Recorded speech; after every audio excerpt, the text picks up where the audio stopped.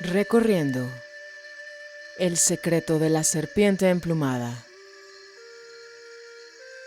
Escrito en el año 2010, en Tula, Hidalgo, México, por Armando Torres.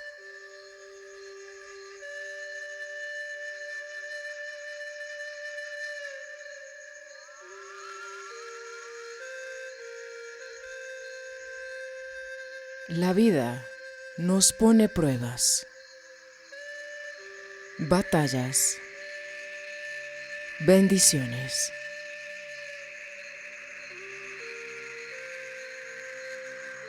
Hoy comenzamos con la parte número 3. Las lecciones de los curanderos.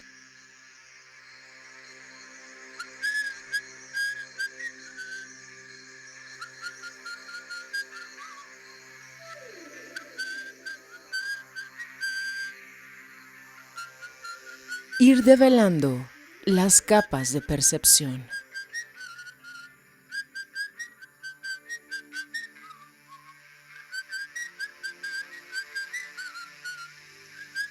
Intentar la libertad.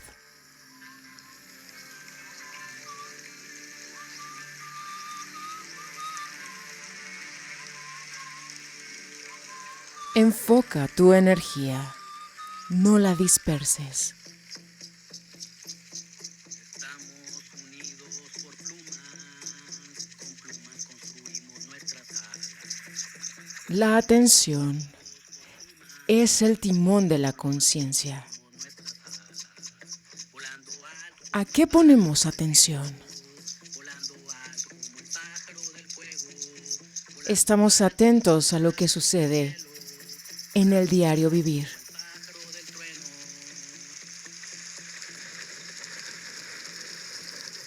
¿Comprendemos que esto también es un sueño? Develando las capas de la percepción. Bienvenidos, caminantes. construimos nuestras alas. Estamos unidos por plumas, con plumas construimos nuestras alas. Volando alto como el pájaro del cielo, volando alto como el pájaro del trueno, volando alto como el pájaro del cielo, volando alto como el pájaro del fuego. El águila y el cóndor se unen, amor, bondad, silencio. El encuentro en la cripta. Esta obra se trata de lo que me ha sucedido por haberme involucrado con un grupo de practicantes de curanderismo y brujería. No es mi interés describir aquí sucesos cotidianos. Lo que comparto es, por lo tanto, una selección de hechos y momentos extraordinarios donde aprendí o experimenté algo especial. Mi primer contacto con ese mundo mágico fue por medio del propio Carlos, quien me preparó una trampa y de un modo indirecto me presentó a esa tradición de brujos. Recuerdo que en aquella ocasión, antes de dejarme solo en la Catedral de México, él me había dicho que yo debía bajar a las catacumbas de la iglesia. Pararme con los ojos cerrados en el centro de un círculo grabado en el piso, mirando hacia el sureste. Inicialmente me preocupó la orientación debajo de la iglesia, pero el dibujo tenía marcado los puntos cardinales. Hice lo que me indicó y después de un tiempo de estar ahí parado, tuve la extraña sensación de que alguien me observaba. Abrí los ojos justo a tiempo para ver cómo un hombre vestido con un atuendo indígena se ocultaba en la cripta al final del pasillo. Aprensivamente caminé hasta ahí, solo para averiguar que no había nadie en ese recinto. Me espanté mucho y clasifiqué ese episodio como la vez en que vi a un fantasma. O al menos eso creí por mucho tiempo. Por entonces ya llevaba un buen rato de conocer a don Melchor. En una ocasión, durante una excursión a las montañas cercanas, aproveché para hacerle la pregunta que me venía corroyendo. Desde la primera vez que lo vi, Tuve la clara impresión de que él era el fantasma que yo había visto en la cripta años atrás. Por mucho tiempo quise cuestionarlo sobre eso, pero algo que no podía explicar me había impedido abordar ese asunto una y otra vez. Creía que era por la timidez o el respeto que le sentía. Ese día, junté fuerzas y le pregunté sobre el asunto. ¿Era usted el fantasma que vi en la cripta de la Catedral de México? Al escucharme, se echó a reír con malicia y me preguntó de qué hablaba yo. Le conté lo sucedido aquel día y agregué que él era extremadamente parecido con el fantasma que yo había visto. Se echó a reír como si no creyera lo que yo decía. ¿Era usted realmente el fantasma? Repetí la pregunta. Nando. Esa era la forma cariñosa como a veces él me llamaba. Debes tener en cuenta que nosotros ya nos conocíamos desde tiempos atrás. ¿No te acuerdas? Porque nuestra reunión fue en el otro mundo. No entendí su aseveración. Mi mente estaba fija en la cuestión de que si él era o no el fantasma. Pero, ¿si era usted o no era usted? Me contó que aquel día, cuando Carlos nos había presentado en la cripta, los tres habíamos tenido una larga interacción. Luego pasó a describirme lo sucedido. Lo extraño era que, conforme él hablaba, yo iba recobrando la memoria de lo que había vivido. Era como si sus palabras fueran una linterna que iluminaba las memorias que hasta un segundo antes habían estado en la oscuridad. De esa forma, con su ayuda, me recordé que ese día Carlos me dijo que debería bajar a la cripta. Mientras estaba ahí abajo, algo sucedió, pues vi a Carlos y un señor de apariencia indígena que se aproximaban. Exclamé. Carlos, pensé que te habías ido. Riéndose, él me dio de golpecitos en la espalda, mientras señalaba al señor. Explicó que cuando iba de salida había encontrado a ese amigo y que quería presentármelo. Dijo que se llamaba Don Pablo y que era un gran brujo. Lo saludé y le dije mi nombre. Don Pablo me abrazó afectuosamente. Hoy lo sé, pero pasé años sin recordar nada de lo que me había pasado aquel día. Sucedió que mientras me abrazaba, él me dio inesperadamente un tremendo apretón. Sentí como si me exprimiera o se me jalara por el alto de la cabeza. La imagen que me evocaba, ahora que lo pienso, es la de una crema dental siendo exprimida, deslizándose hacia arriba. Sentí que perdía el conocimiento. Entonces, de forma paulatina, volví a darme cuenta de mí mismo otra vez. Noté que algo en mí estaba cambiado. Sucedió como en un sueño, donde vi a Carlos y a don Pablo que reían. Supe que me encontraba en otro estado de conciencia, porque todo tenía un brillo inusual.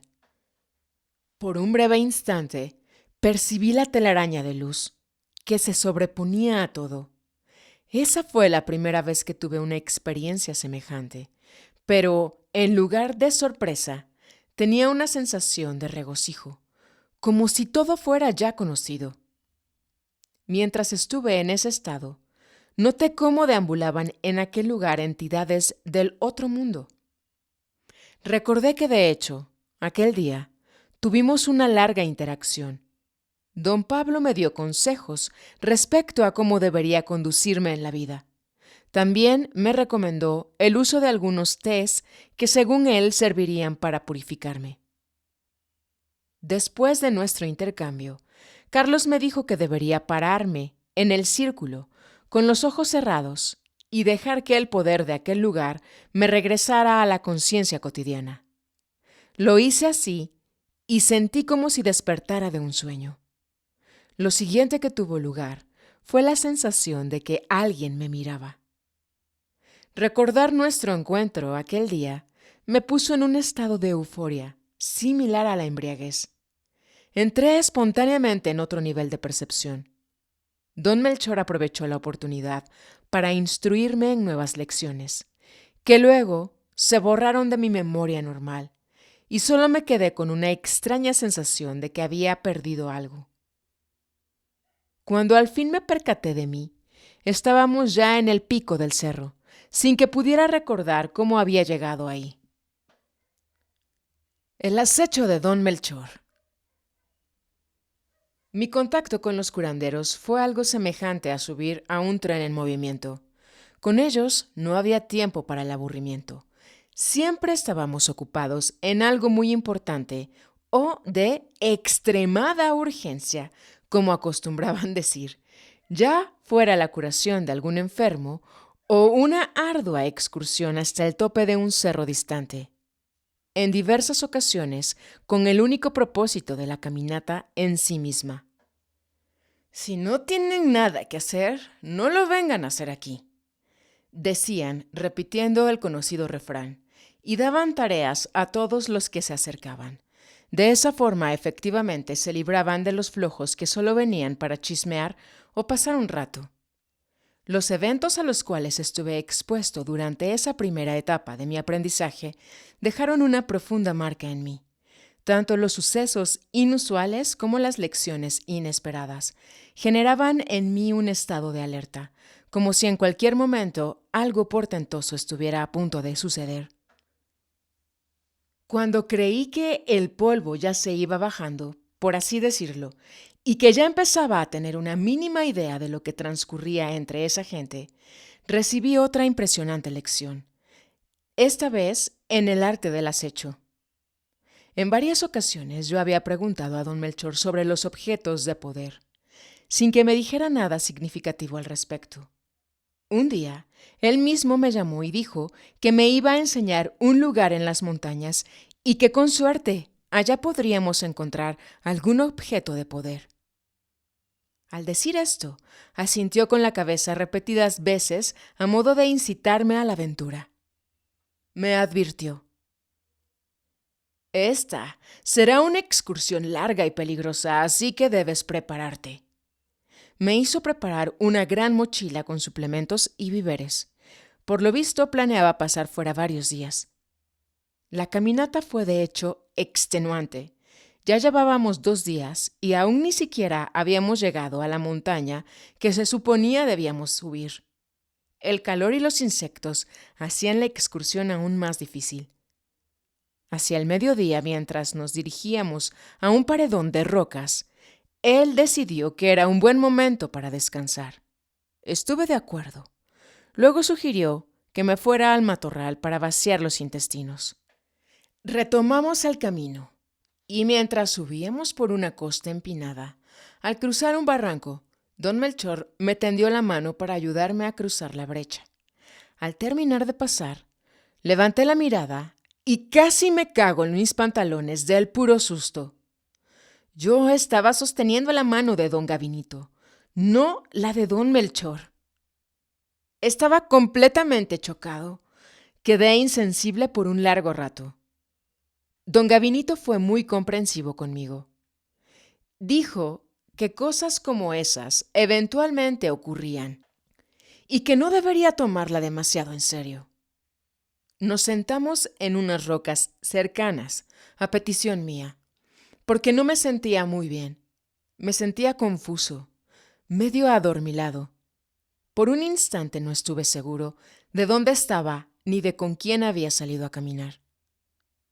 Permanecí ahí sentado tratando de recobrarme. Don Gabinito empezó a hacer un berrinche porque yo no estaba respondiendo a sus preguntas. Su histrionismo me sacó de mi autorreflexión. Entonces él dijo que tal vez sería mejor llamar a don Melchor de regreso. Quise decirle que no, pero él, sin esperar ningún comentario de mi parte, empezó a gritar: ¡Chon! ¡Hey, Chon! ¡Ven acá! Fue andando por detrás de unas piedras, llamando por Chon. Del otro lado apareció don Melchor, con una sonrisa de quien acababa de hacer una travesura. Tuve la clara impresión de que ambos estaban jugándome una broma. Intenté desesperadamente apaciguar mi razón, diciéndome que tal vez don Gabinito estaba oculto entre las rocas y que él había agarrado mi mano, al mismo tiempo que don Melchor se escondía. provocándome un susto espantoso. Pero en el fondo sabía que no era así. Don Gabinito usaba la misma ropa que don Melchor. Desde entonces me puse muy suspicaz. Estuve silenciosamente observando cada detalle. Fue cuando me percaté que jamás había visto a don Melchor y a don Gabinito juntos, en un mismo lugar. Fue solo hasta mucho después que entendí la estupenda maniobra de don Melchor. Cuando él era don Gabinito, cambiaba tan radicalmente tanto en su físico como en su personalidad que él era en realidad otra persona. Convencía a todos. Incluso después de conocer el secreto de sus transformaciones, seguí como en automático actuando con don Gabinito de una manera y con don Melchor de otra. Cumplir con lo mínimo. En las liturgias, que con frecuencia participábamos como parte de la religiosidad del grupo, se nos enseñaban los detalles de la fe católica. En un principio resentía el contacto con la religión. Creía que ya había superado esa etapa de mi vida y no me gustaba en lo más mínimo la sensación de perder el tiempo escuchando sandeces. Pero el asunto se me fue presentando como un desafío, así que asentí y lo tomé como tarea. Me acuerdo haber leído en uno de los libros del Nahual que no es lo que nos gusta, sino lo que no nos gusta, lo que cuenta en la lucha por la impecabilidad. Que ser impecable en condiciones perfectas era ser un guerrero de papel. Esto es así porque los guerreros de papel, cuando son confrontados con situaciones inesperadas, donde no tienen el control, se hacen pedazos. Se les aflora la importancia personal a niveles absurdos. En cada ocasión, ya sea en las misas o en los rezos que se realizaban con regularidad en las casas de los fieles, se hablaban de los detalles de las doctrinas. En una ocasión, la predicación fue sobre los 10 mandamientos de la ley de Dios. Más tarde, de regreso a la casa, los curanderos nos dieron su versión de los mandamientos tal y como ellos lo interpretan. Don Melchor dijo: en primer lugar, es necesario expandir la visión del Dios humanizado, que nos heredaron los europeos. La idea de Dios como un hombre barbudo, sentado en un trono a la usanza de los reyes de la Edad Media es algo infantil. Creer en eso es tanto como creer en las fábulas que se cuentan a los niños, como por ejemplo en la historia de Santa Claus, que es transmitido a los infantes como verdades y que terminan por crear en su momento la primera gran desilusión del chiquillo, no tanto porque Santa no existiera, sino porque sus padres le mintieron. Es entonces que la mentira pasa a formar parte de su mundo. Ese es el momento justo cuando el niño pierde su inocencia. Para alcanzar a Dios es necesario recuperar aquella pureza original donde teníamos la capacidad de creer en Papá Noel. La única manera de concebir a Dios es abstrayéndolo, porque todo es energía vibrante. Al darnos cuenta que somos parte de esa misma energía, nos integramos con Dios. Considérese los billones de galaxias que existen en el universo, cada una con sus trillones de soles, cada cual con planetas girando a su alrededor, todo moviéndose como un reloj. Es obvio hasta para los ateos que existe una fuerza creadora todopoderosa que mantiene todo lo que existe. Incluso estos intuyen que todo lo que existe es parte de algo inconmensurable e incomprensible. Ese algo es lo que la gente llama Dios. Cada religión, cada cultura tiene un nombre distinto para ese infinito. Los científicos llaman a ese poder sin nombre gravitación, sin entender lo que dicen. Nosotros usamos los nombres que recibimos de los antiguos. Sin embargo, los nombres realmente no vienen al caso. Lo que sí importa es el esfuerzo que se haga para tener un contacto directo con esa fuerza, con Dios. Al contrario de las enseñanzas que trajeron los conquistadores, que nos presentaron a un Dios humanizado, a nosotros nos enseñaron que esa es una fuerza impersonal que abarca absolutamente todo lo que existe.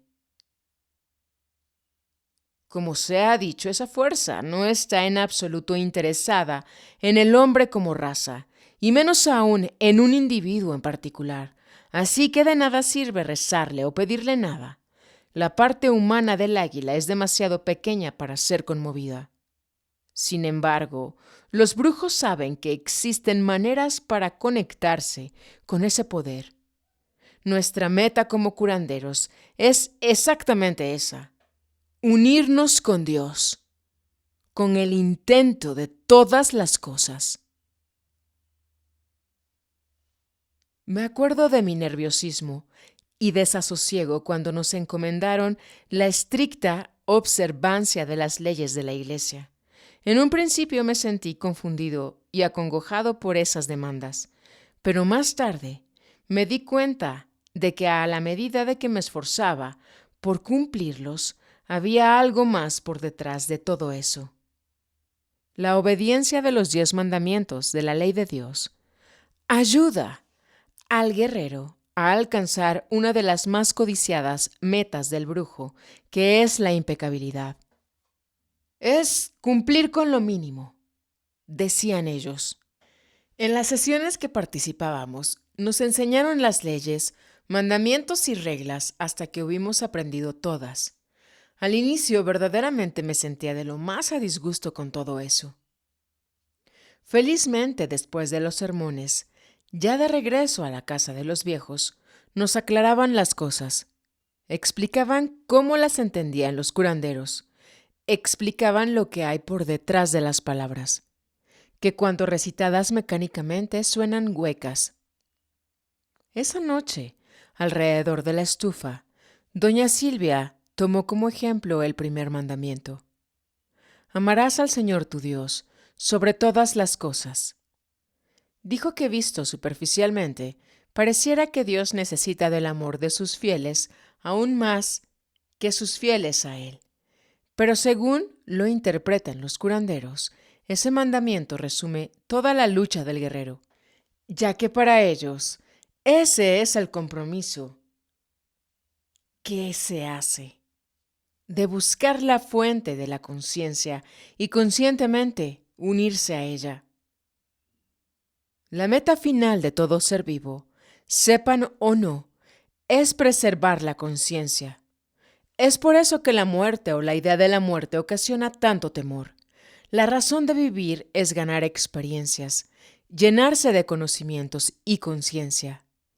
Ese es el alimento del águila.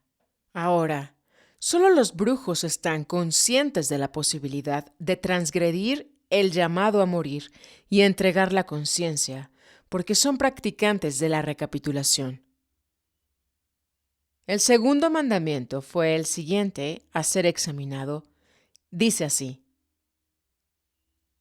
tener como sagrado su santo nombre, lo que por general se termina por mistificar y causar el famoso temor a Dios, pero el guerrero sabe aquilatar correctamente ese asunto, porque conoce los secretos del poder de la palabra y las utiliza para sus propósitos, de tal forma que reverencian a la fuerza que engloba a todo, reverencian a Dios, saben cómo portarse ante el poder, por eso se aproximan con la fuerza y humildad requeridas.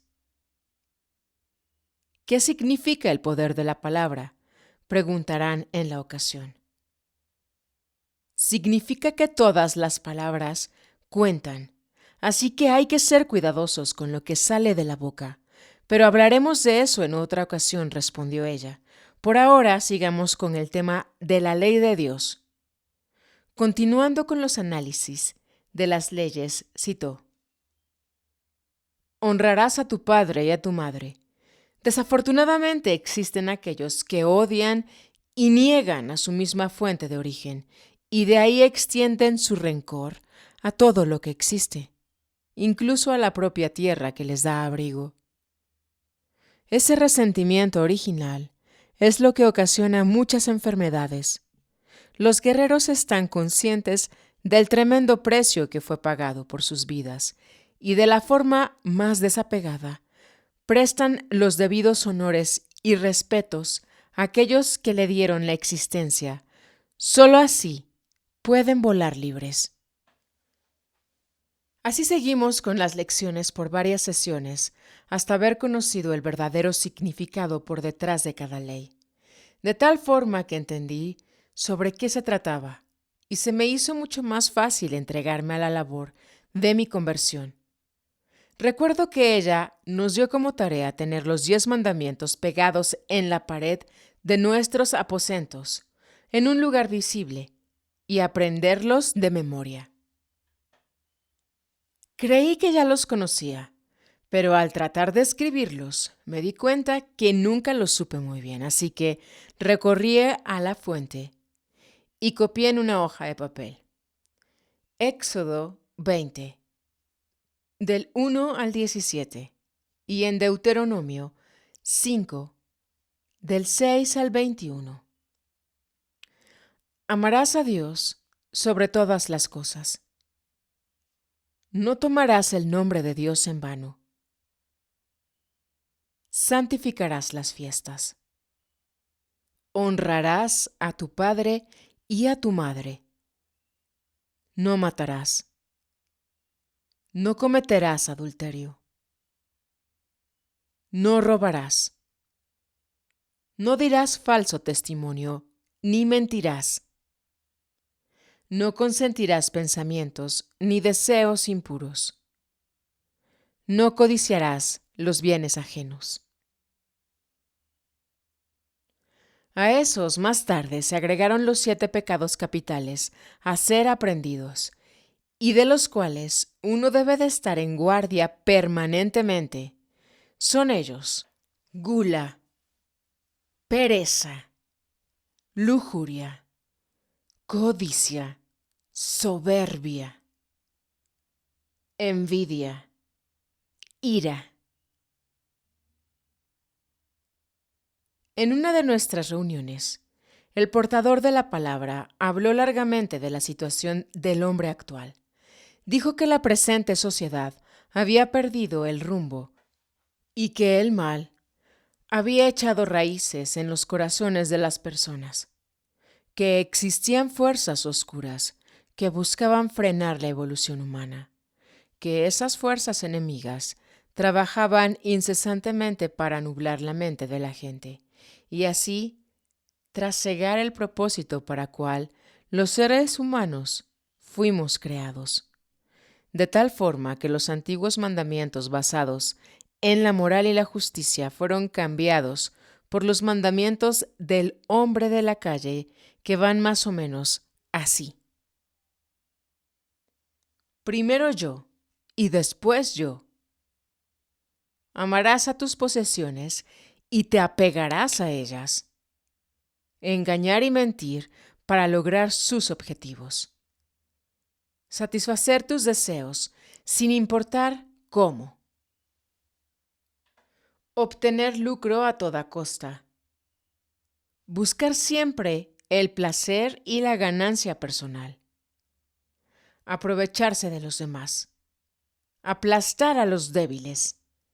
Destruir aquello que no puedes obtener. Si tú no lo puedes hacer, no permitas que los demás lo hagan. Dentro del tema, lo siguiente fue el estudio de cómo los curanderos ven al mundo y cuáles son sus 10 mandamientos. Para esa lección nos llevaron de paseo hasta unas grutas monumentales que guardaban en su interior un gran parecido a las bóvedas de las iglesias góticas. Ahí nos instruyeron sobre los mandamientos de la energía. Los 10 mandamientos de los curanderos o de la energía son: ser bueno, ser honesto, ser moral, ser verdadero, ser impecable. Ser paciente. Ser desapegado. Hacer el bien. Cultivar la energía. Cultivar el silencio.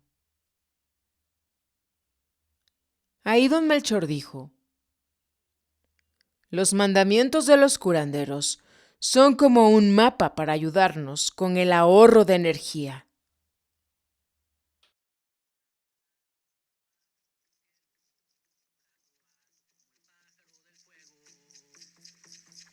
El águila y el cóndor se unen, amor, bondad, silencio interno. El águila y el cóndor se unen, amor, bondad, silencio interno.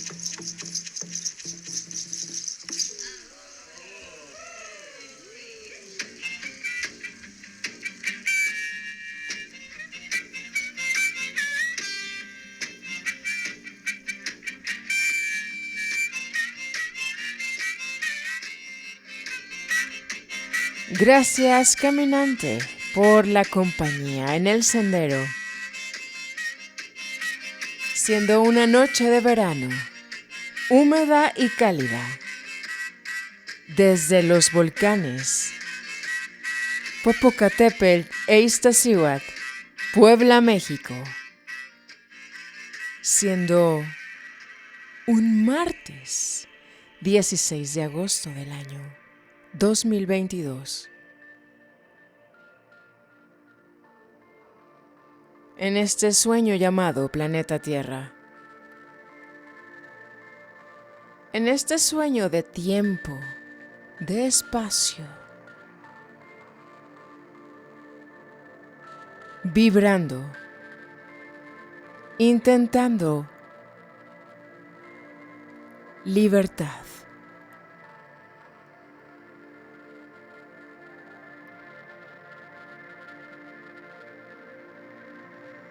Cultivar el silencio.